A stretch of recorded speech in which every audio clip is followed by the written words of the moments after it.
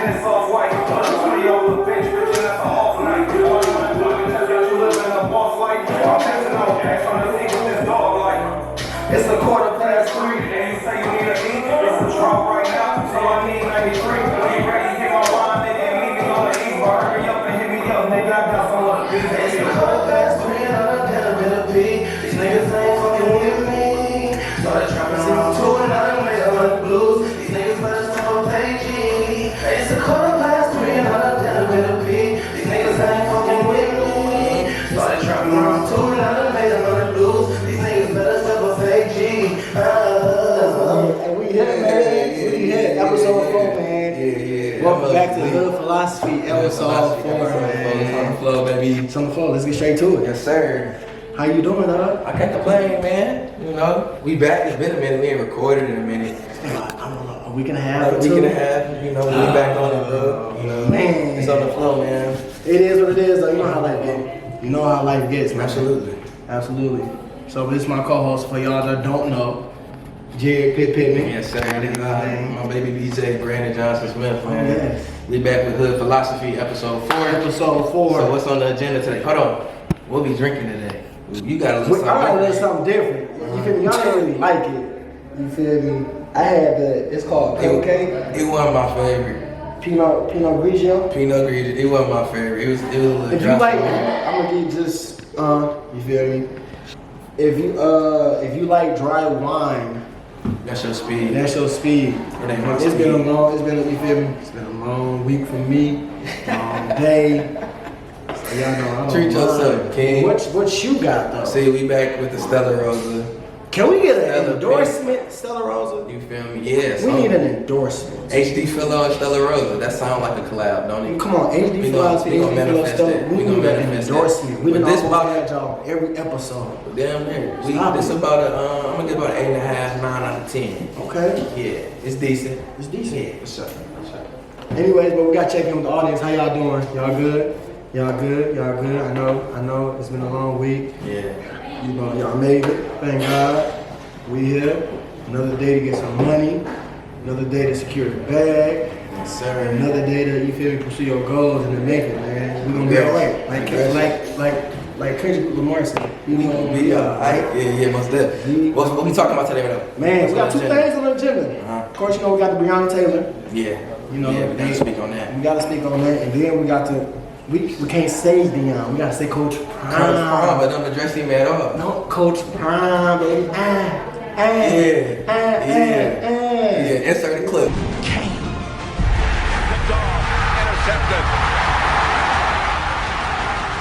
I believe Deion was the greatest all-around athlete I ever saw up close. They went to the well once too often. This game taught me how to get up. It taught me how to live and play with pain. This game. Deion Sanders. Deion Sanders. Picked it up. One man missed him. Another man missed him. Now he's going wide off to the right. Yet he's got 54 career interceptions. It would have been more, but they spent years, not games, years ignoring his side of the field. I'm out about this Breonna Taylor situation. So the first thing is only one detective was charged. One of the 3. One of the 3 was charged. What is 194 days, I believe? 194 days before we got to where we at. Yeah. Were they even arrested for real? Honestly. No, in my opinion, no. I'm being honest. I mean, I feel like people knew this was gonna be the outcome from the jump, bro. Facts. You know? Facts. And there was only one detective who was charged. And what was his charge, bro? His charge was wanton endangerment. For those of you that know, first of all, it was Brett Hankinson was a detective. Right. And then what he got charged with was wanton endangerment. Basically just being reckless, for real. Facts. That's really what they're saying. Because being on Instagram or whatnot, being on social media, you repost things and you see things. Facts. And I seen I had to go look it up. Yeah, I seen a post and it was just basically, on some the walls and the ceilings, lives came before Breonna Taylor. I just had to go look it up. Yeah. Like I just had to know when I got to the definition. He got charged with being reckless. When I got to the definition, I'm like, I should have known that was gonna come. I knew it was gonna be some bull because I was like, I've never heard of one-time endangerment. First of all, never ever. So I was like, man, let me go look this up. I know it's gonna be some bull, but let me go look it up. Right. I went to go look it up, and I'm just like, I should have known. Should have known that's what it was. You feel me? So for it's a Class D felony, which is the lowest of the 4 class felonies. Right. Feel me? So you're looking at the minimum sentence of 1 year and a maximum of 5. So 1 to 5. 1 to 5. 1 to 5. He couldn't even get a year for each bullet. 6 bullets. Minimum of 1 year, maximum of 5.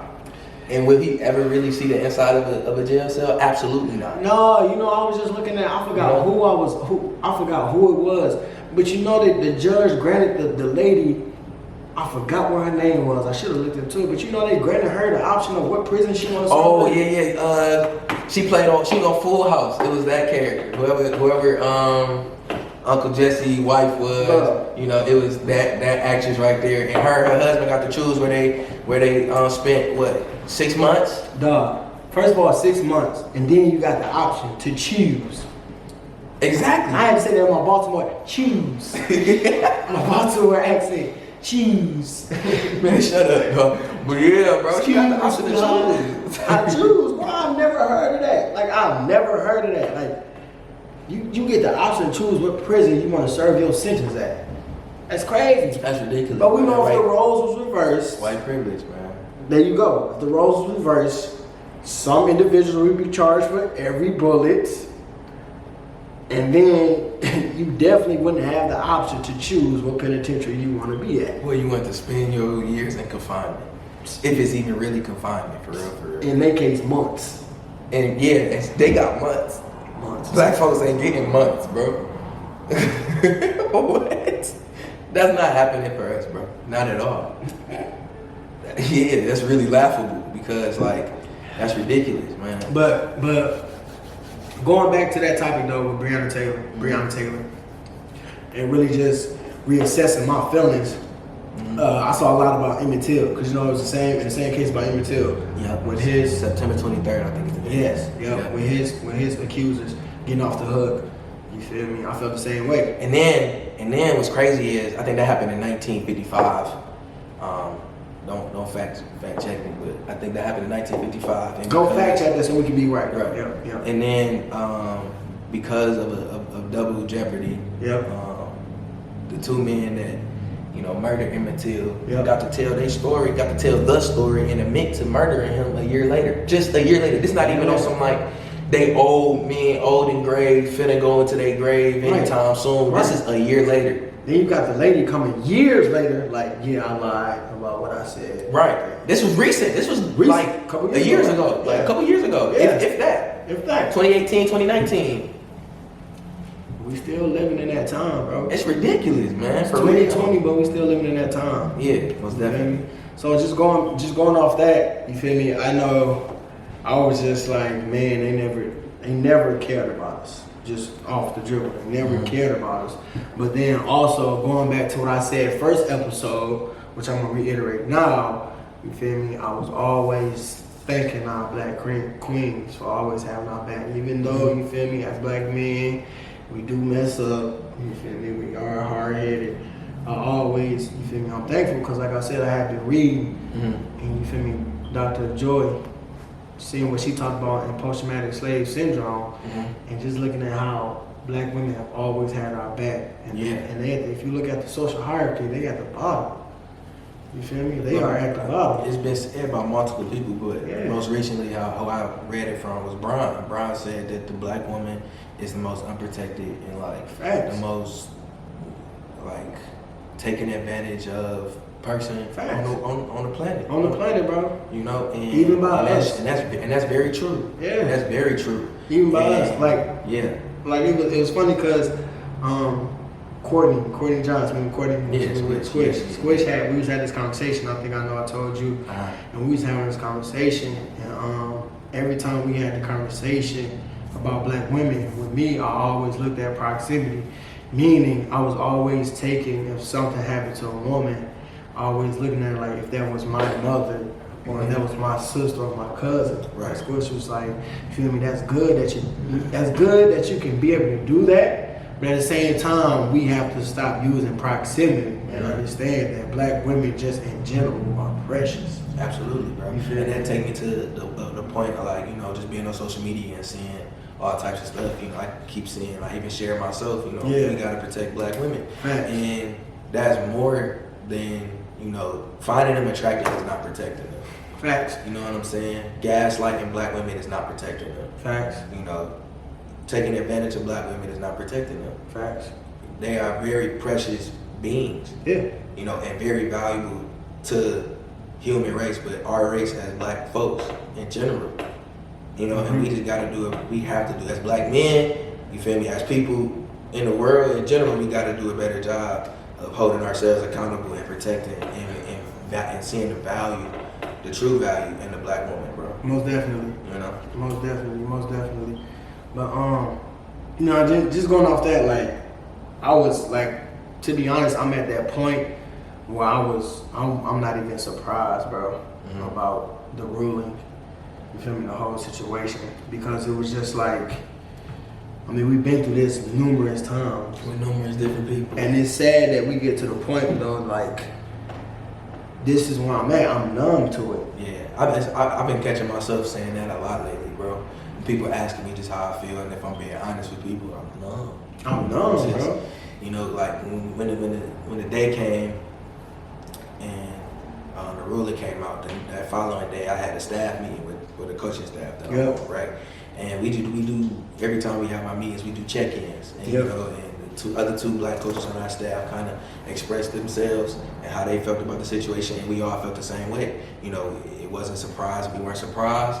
It hurts, but this is our reality. You know, and now we gotta kind of going back into a previous episode that we had. Now we gotta go back to the drawing board. You know, reestablish our plan and our purpose. For real. You know, and try to make some things shake. For real. You know, and later on that day we had another team meeting with the full team, and we felt like as a staff it was important to address, you know, the ruling and the situation at hand. Facts. You know, because we want to call ourselves a family, call ourselves a real football team, and want to be, you know, pillars of change on our campus. You know, we got to have this conversation if we're going to go out on campus and into the community and really try to make change. For real. Right? So we had a conversation. You know, it was crickets at first, but, you know, I decided to speak my mind and state my piece just to make people more comfortable in having a conversation. And, you know, the team I coach for is predominantly white. We got a good number of African Americans and players of color, but you know, it's predominantly white. So that conversation was very uncomfortable for them.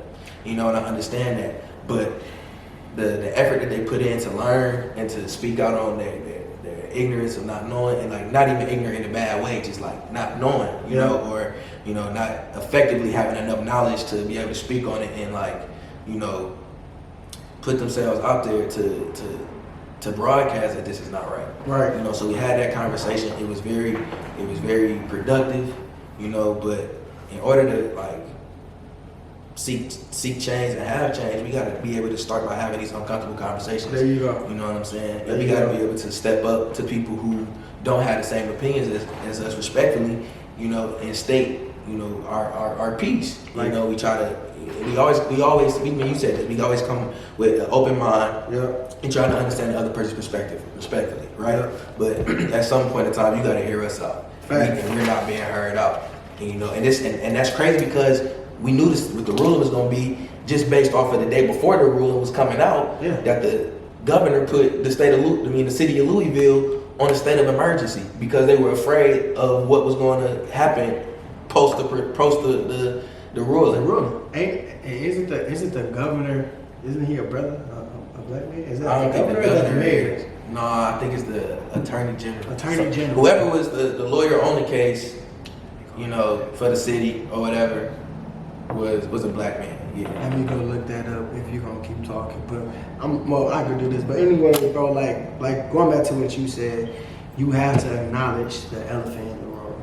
Yeah, absolutely. We have to have those uncomfortable conversations in order for change to happen. And like that's one thing I'm thankful for going to a private white institution, and that really made me grow, is having those uncomfortable conversations in the room, bro, in the classroom. with my fellow classmates and peers, bro, because it's like, I found it funny because like whenever we have those conversations, it was always the other side or the other color trying to talk to us about us.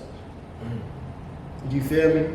And it was, and I found it funny because, you know, this was in my when you coming up as a freshman or sophomore, you like hesitant because you don't really want to step on people's toes. You don't know how to navigate the room. Yeah, so like I found it funny when people used to always try to do that. I used to just be quiet and just sit back and like laughing inside because it's like I'm glad that you try to do that, right? But at the same time, you really don't understand. Anytime there's a conversation based on race, you know, especially at the institution that we went to, or any other predominantly white institution, I'm sure, anytime there's a conversation about race, it's a very one-sided conversation. Facts. Because the people of color are going to speak on what needs to be spoken on, and the white folks are just going to be uncomfortable. Facts. You know, unless they got some, you know, some wit. But it's like intelligence about themselves. It's like going back to what we said. Yeah, it's the Attorney General, by the way. Attorney General, what's his name? Is it Daniel Cameron? Yeah, that's what I'm getting. Daniel J. Cameron, the 51st Attorney General.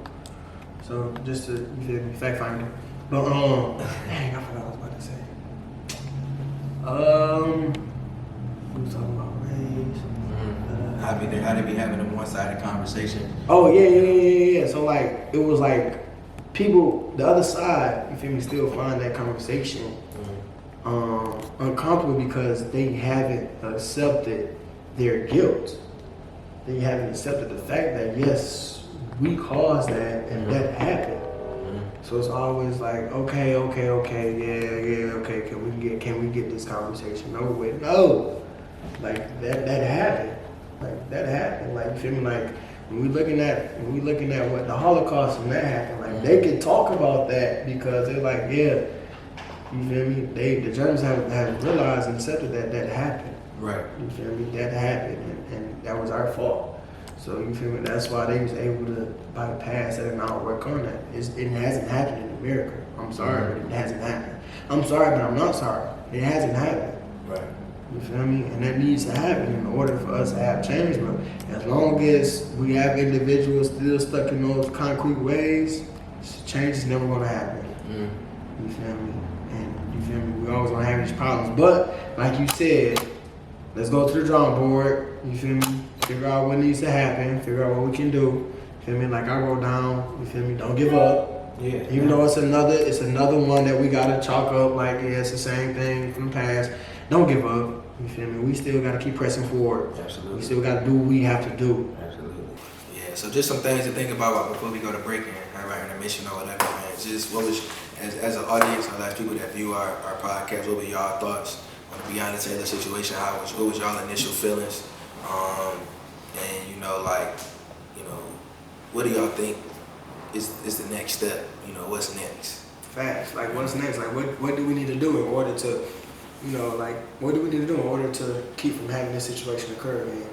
Like what do we need to do? Like I said, that's why we came up with the podcast. That's why we got other stuff happening. Like I wrote down like we need to write our own narrative. You know, like one thing I was thinking about just on a daily basis is like, what if we actually had like a black news channel? Somebody just started a black news channel. Okay. You feel me? Because like, you always, of course we got, you got WZZ on 13 and Wood TV and all that. But if you look at it, like, that's all ran by, the white man, the white woman. Like, you feel me? So they're always going to have, it's always a negative image portrayed about us all the time. Even if that's positive done, you rarely hear about it with us. Right. You feel me? Anything. But like, you feel me? Like, what if it was just a black news channel? Like, start your own. Like, you feel me? Start your own. You feel me? Let's create that positive image of us. Like, not. Let's just not knock the other race. You feel me? Though our counterparts that think otherwise. Like, we gotta promote positivity as well. Yeah. Like, cause there's a lot of positive things that go on in the black community. Like, we in News GR. Ran by, you feel me, Steve Smith. Steve Smith come from Cali, which he gonna be on the show, but Cali, he's, you know, Steve, dude, he got a lot. This ain't just an art gallery, but it's everything. Yeah, like we walked in it, we had 2 young ladies practicing for modeling, you know, practicing their walk. You feel me? Then you got people practicing, you know, got a studio, people doing that. So it's like, man, it's a lot of positivity. So yeah, so you feel me? That's where we at. We finna go to break and we gonna come right back. We gotta finish it. You gotta be a grown man. Don't kill me. It's too late on our worry. I'm gonna drink one sip. Breeze through my fingers slip away. We back. We back at it. We back. So we just got done talking about Breonna Taylor. Yeah, we did. So next on the agenda, Coach Prime. Not Deion Sanders no more. It's not. No, he gonna forever be Deion. He gonna forever be Deion. But when talking about him in this arena, is Coach Prime. When you see him, you have to address him as Coach Prime. Prime time. Deion. Hall of Famer. This is big for like HBCUs and like HBCU football, bro. This is huge for black people, yeah. Deion Sanders. Why is he huge? I'm gonna ask you, why is he huge? Why is he huge? Like, give me your thoughts. I mean, okay, because, all right, Deion Sanders, great NFL career, arguably one of the best athletes to ever walk this earth. Okay. You know, played at Florida State in college. Okay. You know, Hall of Famer. Okay. He coached. He was also coordinator at his son's high school. Trinity High School in Texas. Yeah, for his all 4 years of his high school career. Okay. And now he is a big name. Like, he be on NFL Network. You know, he be sideline analyst. All-American game. Yeah. Facts. You know, he tapped in with Under Armour. He tapped in with, like, you know, a whole lot of people, bro. And like, this is like huge because HBCU football don't really get televised unless it's like the HBCU championship or whatever, or like the classics. Or like the classics, right? Thanks. You know, they about to get some exposure just based off of because people gonna want to see what Deion Sanders has done with Jackson State football. So that's gonna automatically get them at least 1, maybe 2 televised games that's not usually televised, right? And that's they about to get I feel like a lot of money finna start coming in, you know, to JSU specifically because that's where he's coaching at. But you know, like, people gonna start, you know, he gonna recruit well.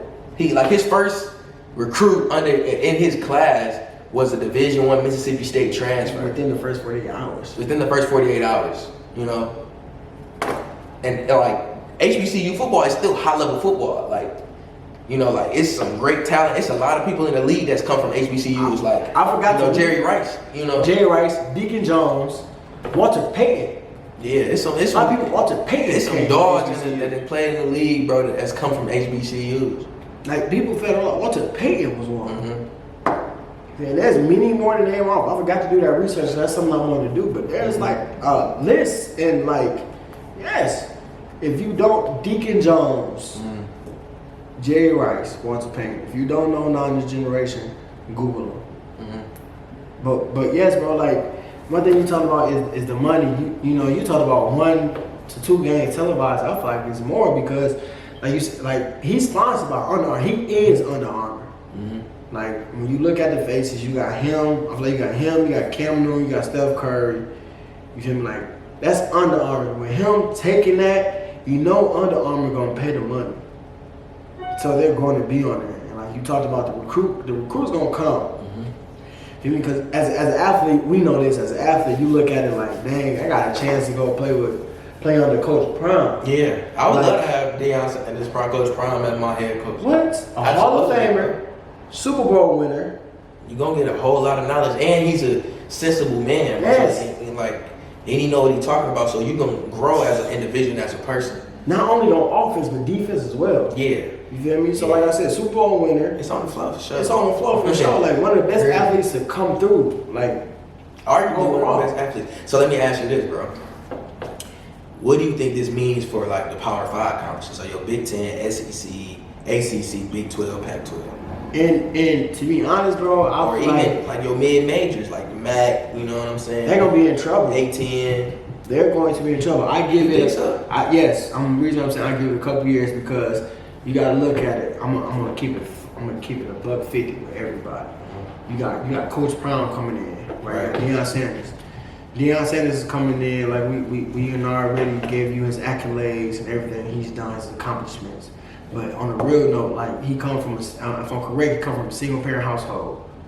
You know what I'm saying? And he's made it to the league as a Hall of Famer and won a Super Bowl. So when he recruit, you gotta understand, most of these kids come from a rough background. So being able to have that understanding when off the dribble is, you can't beat that. You feel me? You can't beat that. Having that understanding of, I understand what you go through and what you're going through as a young man. You feel me? And this is what I had. Like, this is what I had to do. Knowing how to navigate through that and to make it, you can't beat that. And then also, like, he has the resources to get you to where you want to get to, which is ultimately the league. That's what you want to get to. So you're like, I can't beat that. And then, hold on, let me add to it. You going to HBCU. Now, we didn't go to HBCU. We went the opposite way. We went to PWI, private white institution. But we got a lot of people that went to HBCU. So when we hear them talking about it, they like, man, that's like home for me. So it's like when you go to HBCU, you like, I'm at home. My coach, football, they understand me, everything straight. You like, it doesn't get any better than this. Okay, let me play devil's advocate. Go ahead. You think, okay, we talking 5 stars, 5 4-stars, right? We talking 5 4-stars. Yeah. You think just Deion, Coach Prime, Deion off of his name, or GP, you feel me, can compete with Power 5 conferences in recruiting? Yes. Reason being, look how Florida State uses them. Yes. You think so? Yes, I give it a couple Power years. 5 got all the facilities. Let's compare facilities with Jake. I'm just playing devil's advocate. I want to see, you feel me, recruits and whatever, go to these HBCUs and it's like see like black football, come up. That's what I really want to see. But we playing devil's advocate, and these Power 5 conferences are $1 million conferences. Yeah. They got hella money being pumped on them. Yeah. And all of these schools, are like got top-notch facilities. Alabama just got a new multi-million dollar facility. LSU's got a new multi-million-dollar facility. You telling me these kids going on these visits, seeing everything that these Power 5 conferences like entail? Northwestern has a practice facility on the lake. You know what I'm saying? Seeing all of that in comparison to going and just being able to play for Deion Sanders, you think he'll be able to compete like that? Let me tell you this. Deion, like I said, Deion comes with a lot of resources. There's already rumors talking about Terrell Owens and Warren Sapp being on the coaching staff. He already came out and said that ain't true. Right, that's facts. But still, though, if you do have Warren Sapp and Terrell Owens in your corner, you gotta think about the money that's coming behind that. Like, okay, Warren Sapp went to the University of Miami, right? But if he in Deion corner, right, he's gonna put money in it. Then you gotta think about it. Like, let's just take the University of Miami. All the players that came through it. Ed Reed looked up to Deion. Facts. At the end of the day, they're alumni of University of Miami. But still, though, it's like that's the GOAT. If Deion come to me and ask me for a favor, I'm gonna be like, yeah. And they know truly deep down inside what's best for these young men.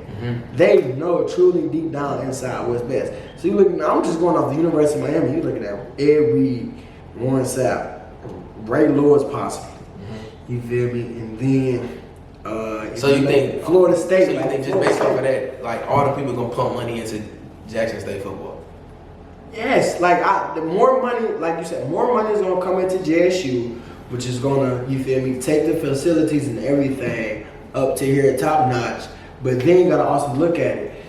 The SWAC and HBCUs, everything is a competition, bro. Like from the bands to everything. So it's like if JSU was doing this, you think everybody else at HBCU gonna be like, oh no, I can't let that happen. I gotta go put money into that. I gotta pump money into that. And everything, you feel me? And if JSU finds success with Coach Brown, what you think other HBCUs gonna do?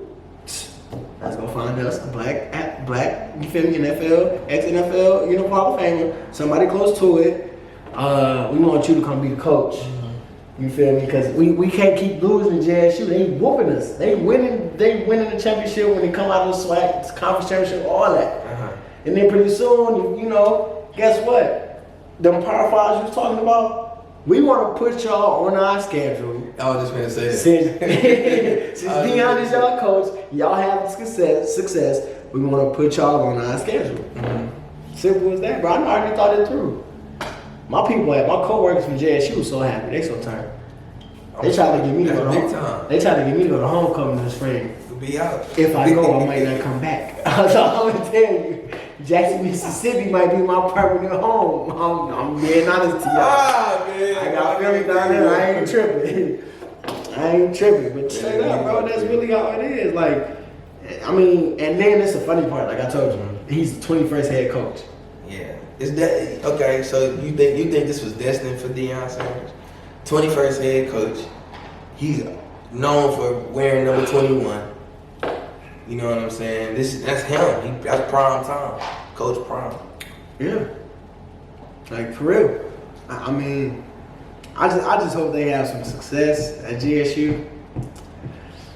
And like I just hope that works out as we as people are trying to portray it. That's big for HBCU because you know they always HBCUs in general have always been, when it comes to the financial tip, have always been in the dumps.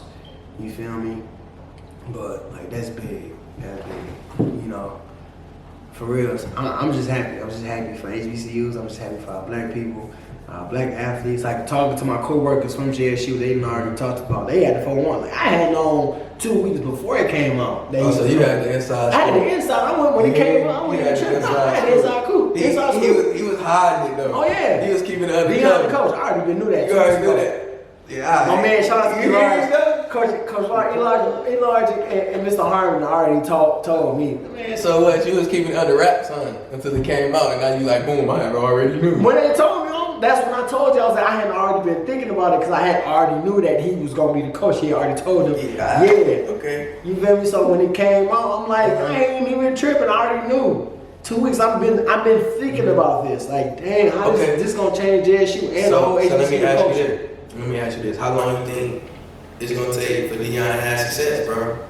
And I'm talking about, like, you gotta understand the expectations that's coming with Deion Sanders. Right. Niggas ain't like, thinking of no 500 season.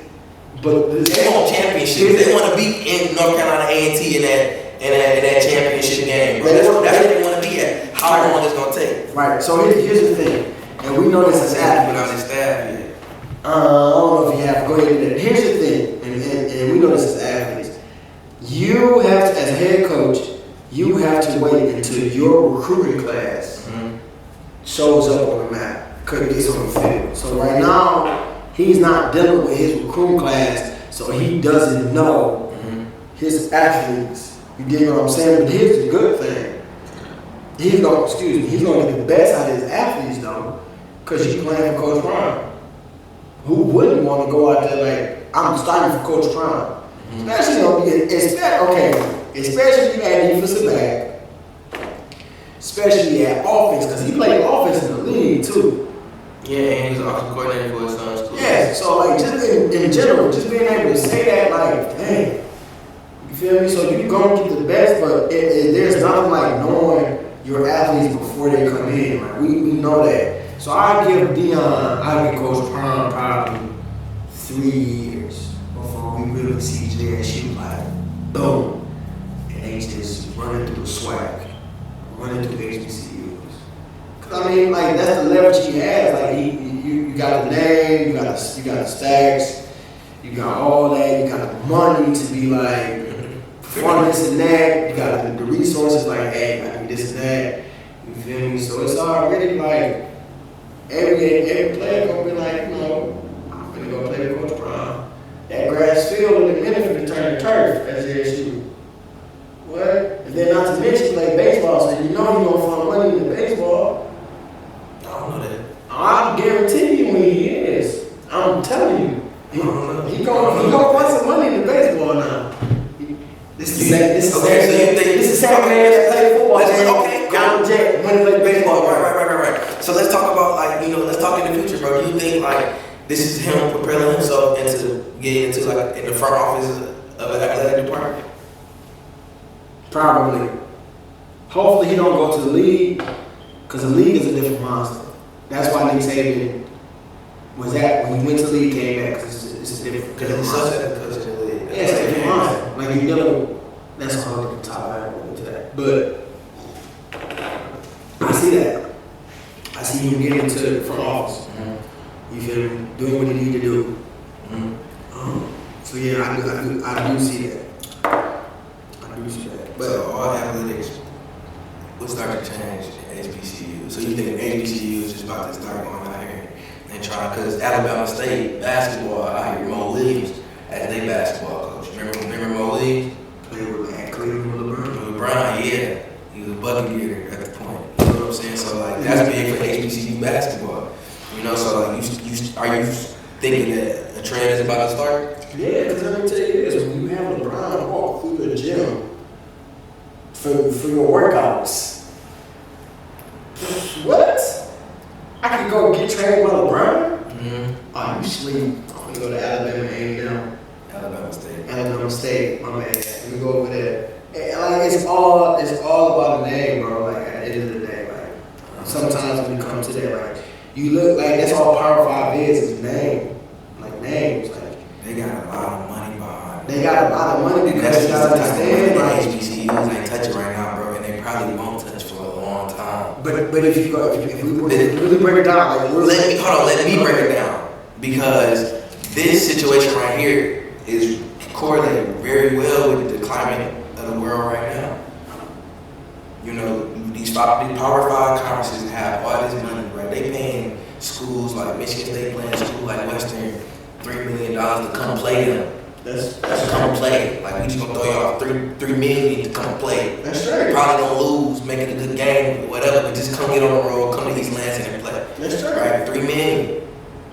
You know what I'm saying? So they got all this money going through them. White folks in the world, you know, run a lot of business. They got a lot of money in this world. You know, HBCUs haven't always been known to have that financial, you know, reputation to be financially strong. Why is that though?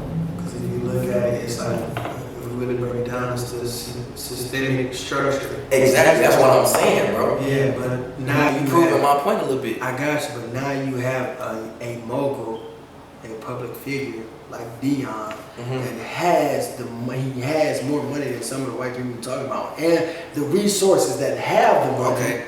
You feel me? Now you look, not hold on before you go. Now you write this down so you gonna forget. I ain't gonna forget. Now you have like, now the roles reversed. So now it's like you have Power 5 asking them, let me come play you because Deion is your head coach. But then you also took some of our recruits from us. So we're gonna offer you this much. But then when you get on that field, and now you thinking it's gonna be a cakewalk, but it's a different story because the players from JSU really about that. Right. Now you losing on television and they beating everybody when they play on television. You gonna be like, now the money gonna start. The roles gonna reverse. So how long do you think it's gonna take before these HBCUs can start competing with these Power 5 conferences? As far as like, you know, I'm not even talking about on the field or in the athletic fields.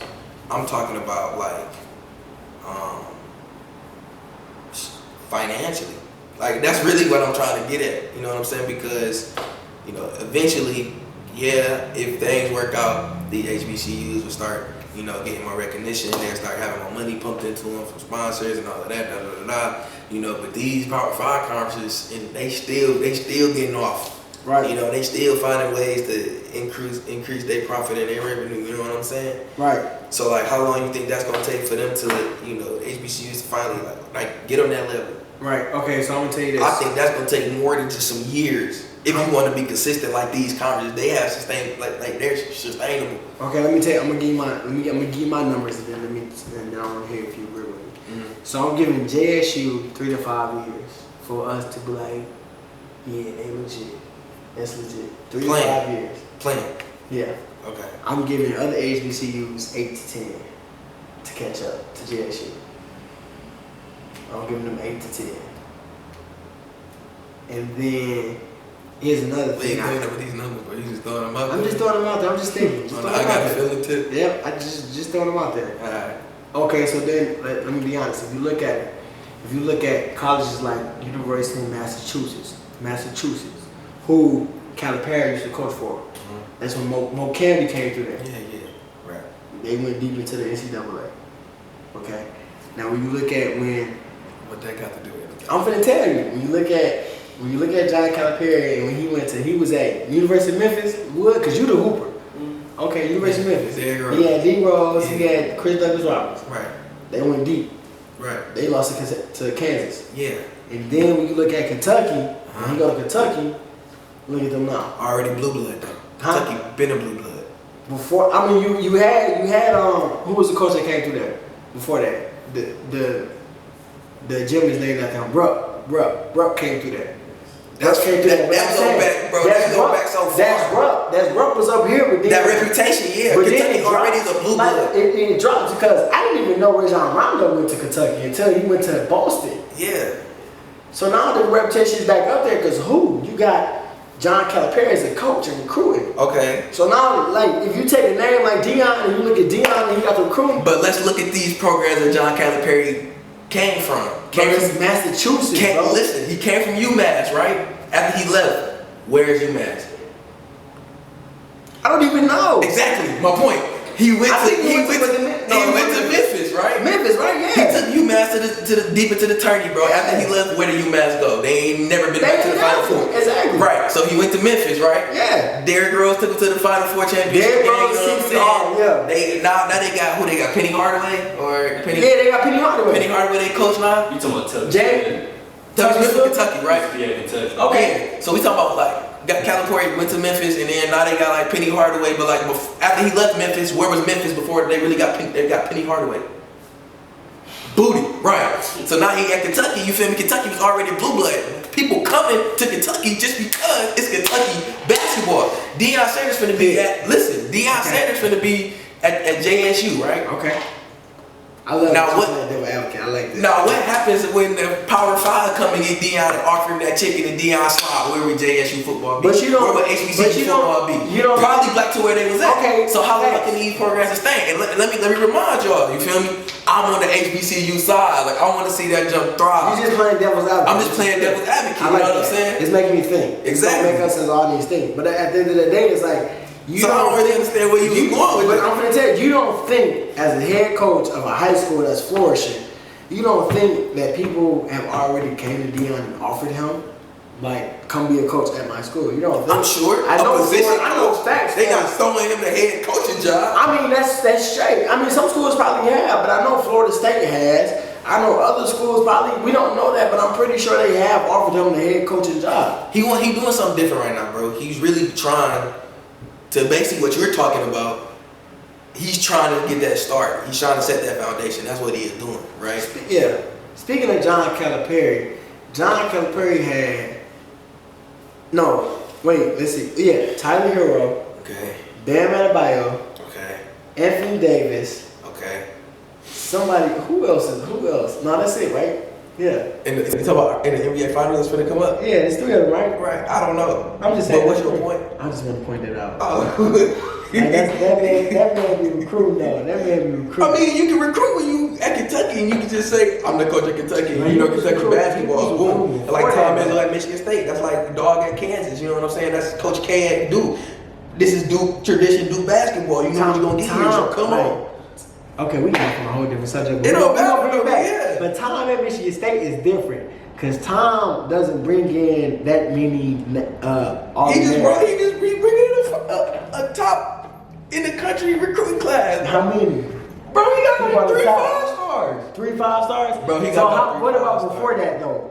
How many? Like let's look at the classes before that. If you look at Calipari, Draymond Green. If you look at Calipari and you look at Izzo, right? Yeah. And you look at the classes, he's not up there with Calipari, but at the end of the day, Izzo know how to get everybody to play together and play that game. He's trying to keep them for 4 years. You see what I'm saying? Yeah, so he know how to get them, get here, play the system, play together, and then excel. You see what I'm saying? Yeah, I feel it. Like, that's just that. Like Calipari is good at getting national ranked players to come together for And 1 that's year. because, bro, it's not real hard for him, bro, because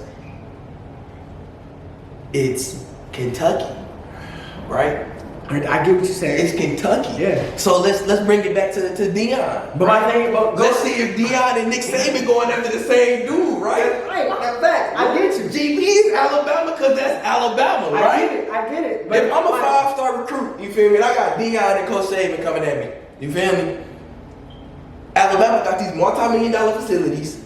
Nick Saban, I'm gonna play in the national championship televised. I'm gonna have guaranteed about 20 televised games in my career. Right. At Alabama.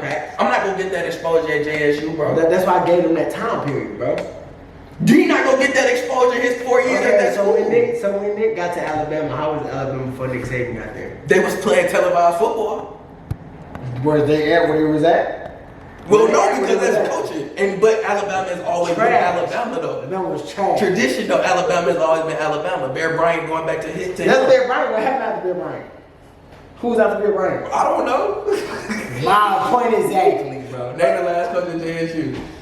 I don't know. All right, we both in the same here, boat, bro. We both in the same boat, though.